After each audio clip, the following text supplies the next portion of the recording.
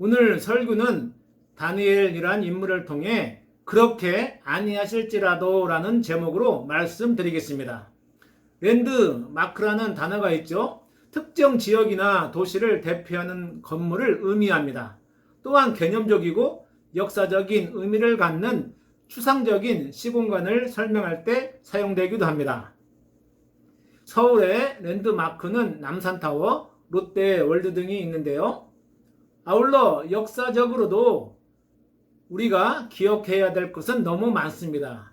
특별히 해방과 6.25 전쟁 등은 현대사의 가장 크고 높은 랜드마크로 작용하고 있습니다. 영적으로도 분명 랜드마크가 있습니다. 저는 구원받은 순간, 목사로 소명받았던 순간을 지금도 생생하게 기억하고 살아오면서 죽음의 문턱에서 여러 사건 사고에서 저를 건져 올려주신 하나님의 은혜를 경험했습니다. 그러나 이런 랜드마크가 있다고 해서 제 자신이 근본적으로 변하는 것이 아닙니다. 즉 어떤 은혜가 있다고 해서, 어떤 경험이 있다고 해서 자기 자신이 변하지 않는다고 한다면 그 랜드마크는 어느 순간 사라진다는 이야기죠.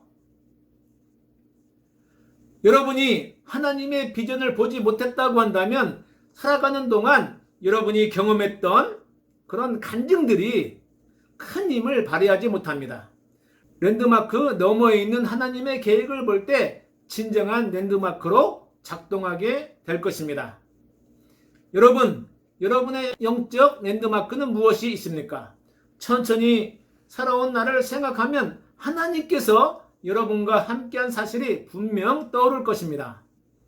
하나님은 우리를 흔들리는 파도 같은 세상에 그냥 두지 않습니다. 방주 안으로 노아를 부르셨고 홍수 속에서도 방주를 지켜주었고 땅에 내려와 살 수 있도록 방주의 뚜껑을 열어서 불러내셨습니다. 하나님께서 노아를 계속 지켜보며 기억하고 계셨습니다. 이처럼 하나님께서 여러분을, 즉 나를 지켜보고 계신다는 사실을 분명히 깨닫고 세상 풍파에 흔들리고 힘들다고 좌절하지 않는다고 한다면 지금까지 보지 못했던, 경험하지 못했던 영적 랜드마크를 새롭게 각인하게 될 것입니다. 우리의 신앙이 아무 힘도 발휘하지 못하고 그저 그렇게 살고 있는 것은 하나님의 목적이 보이지 않기 때문입니다. 목적이 보이면 살아갈 방법이 보이며 역경에서도 인내하면서 하나님의 목적을 성취하게 됩니다. 하나님의 목적을 발견하면 그 목적을 성취하도록 하나님께서 모든 자원을, 모든 환경을 허락하십니다. 이것이 십자가 복음의 원리이죠. 여러분이 생활에서 문제가 발생하는 경우는 두 가지입니다. 첫째, 하나님이 막으셨거나 둘째, 사탄의 공격입니다. 여러분의 어려움이 어디에 해당되는지 분별력이 필요합니다. 이것을 분별하고 기도하면 쉽게 문제를 극복할 수 있습니다. 그러나 자신의 경험과 지식과 선입견으로 판단하기 때문에 그냥 제풀에 넘어지고 말죠. 또 자존심을 내세우며 스스로 상처를 덧내게 합니다. 신앙생활에서 가장 필요 없는 것이 자존심입니다. 자존심이 강하면 독선에 빠져서 하나님의 손길을 외면하게 됩니다. 하나님은 사람을 통해 매듭을 푸시고 문제를 해결해 주시기 때문에 신앙생활에서 가장 필요한 것은 역시 순종과 은사 나눔이죠. 은사는 나의 장점으로 남의 단점을 돕는 것입니다. 남의 장점으로 나의 약점을 채우는 것이죠. 서로 동역하는 것이 가장 아름다운 은사입니다. 모세가 기도할 때 아론과 훌이 나이 많은 어른이었지만 모세를 도와서 아말렉과의 전투에서 승리하였습니다. 또한 신약 성경에는 베드로, 요한, 바울, 마가, 디모데 등 여러 지도자들과 숱한 초대교회 성도들의 은사 나눔으로 교회가 날로 성장하였습니다. 사랑하는 여러분, 자신을 향한 하나님의 비전을 발견하시기 바랍니다. 비전은 단순한 꿈이 아닙니다. 우리에게 상상력과 통찰력이 필요합니다.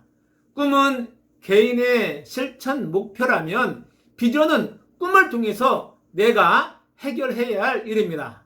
무슨 의미인지 이해하셨나요? 꿈은 그 사람이 떠나면 사라집니다. 그러나 비전은 그 사람이 떠나도 공동체 안에 오래 지속되면서 영향을 끼치죠.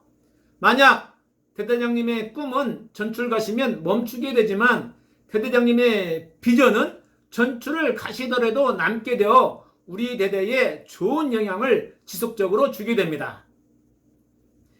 대대장님뿐만 아니라 간부 및 용사의 좋은 비전도 마찬가지죠. 그래서 여러분 개개인이 부대 안에 모두 소중한 존재입니다.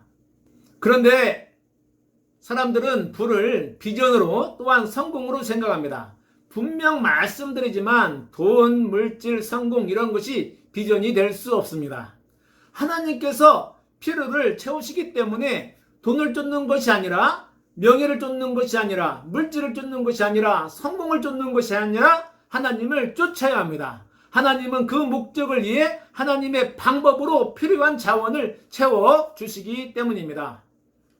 온전한 비전, 즉 하나님과의 관계에서 세워진 비전은 여러분의 인간관계를 통해서 진행되기 때문에 또한 모든 생활에 영향을 미치기 때문에 여러분은 비전을 소중하게 생각하면서 하나님의 도움을 지속적으로 간구해야 합니다. 여러분이 각자 있는 자리에서 하나님의 일을 생각한다면 어떤 시련이 와도 역경이 와도 담대한 믿음으로 그 순간을 이겨냅니다. 오늘의 주인공 다니엘이 있습니다. 바벨론의 왕 느부갓네살은 이스라엘을 함락시키고 포로들을 끌고 갔습니다. 포로 가운데 왕족과 귀족들 가운데에서 용모가 아름답고 지혜와 지식이 풍부한 소년들을 골라서 왕의 시중을 들게 합니다. 이때 다니엘과 세 친구는 이방신을 믿지 않고 제물로 드려졌던 술과 고기로 자신을 더럽히지 않겠다고 서원하고 정결하게 살았습니다. 아무튼 바빌론의 신하들의 음모에 빠져서 이들은 풀무불에 던져질 상황에 놓이게 됩니다.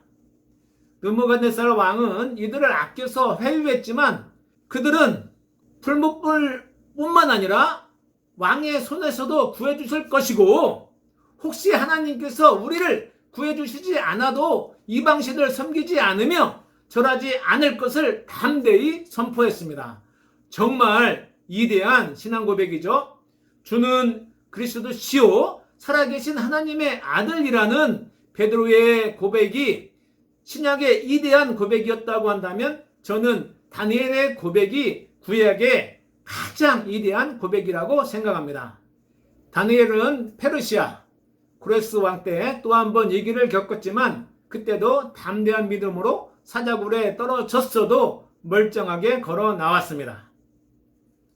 다니엘의 믿음은 다니엘의 행동은 바벨론, 페르시아 즉 바사의 포로기에 유대인들에게는 물론 왕과 이방인들에게도 큰 감동과 감명을 주어서 그들도 하나님을 찬양했습니다. 그래서 왕은 이스라엘 포로들을 고국으로 돌려보내게 되죠. 다니엘의 위대한 믿음은 당시 사람들의 영적 랜드마크가 되었습니다. 하나님의 사람은 교회 안과 밖에서 드러나야 합니다. 신앙인의 행실은 사회에 좋은 영향력을 끼쳐야 합니다. 자기가 속한 공동체에서 영향을 끼치며 하나님의 목적을 성취해야 합니다. 여러분을 통해서 우리 교회가, 우리 대대가, 우리 여단과 사단의 부흥이 일어나기를 소망합니다. 여러분으로 인해서 여러분의 가정이 또한 친척이, 친구들이, 동료들이 감화를 받아서 놀랍게 영적 부흥이 일어나길 축복합니다. 부흥은 개인이 한때 가슴이 뜨거워지는 것이 아닙니다. 지속적으로 영향력을 발휘하는 것입니다. 여러분을 통해 우리 부대와 이 땅에 부흥의 날이 속히 오길 간절히 소망합니다.